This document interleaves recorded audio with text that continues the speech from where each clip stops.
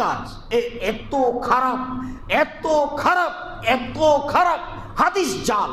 কিন্তু আল্লাহ নবী বলছেন, কেউ যদি বলে পাহাড় সরে গেছে এক জায়গা থেকে আর এক জায়গা, বিশ্বাস করে নিও। কেউ যদি বলে তার অভ্যাস পরিবর্তন হয়ে গেছে, বিশ্বাস করিও না। হাদিসটা জাল, মানে আর রাসূলের কথা এটা নয়। মানুষ পরিবর্তন হতে পারবে, এ কথাই ঠিক। ও খুব খারাপ। ও এক পর্যায়ে বলছে একাই যে পাপ তো বন্ধ করতে পারলাম না, কোনো রকমে জেলে চলে গেলে হয়, তাহলে আর নেশা হবে না। আর একবার বলছে যে পাপ তো এটা ঠেকানো যাবে না, সব সময় ফাঁকা জায়গায় থাকবো, কেউ যেন না দেখে। ও মনে মনে বলছে, তার মানে খুব চেষ্টা করে কিন্তু নিজেকে টিকিয়ে রাখতে পারে না। অভ্যাস খুব খারাপ জিনিস, যার কারণে মানুষে বলে অভ্যাসের দাস।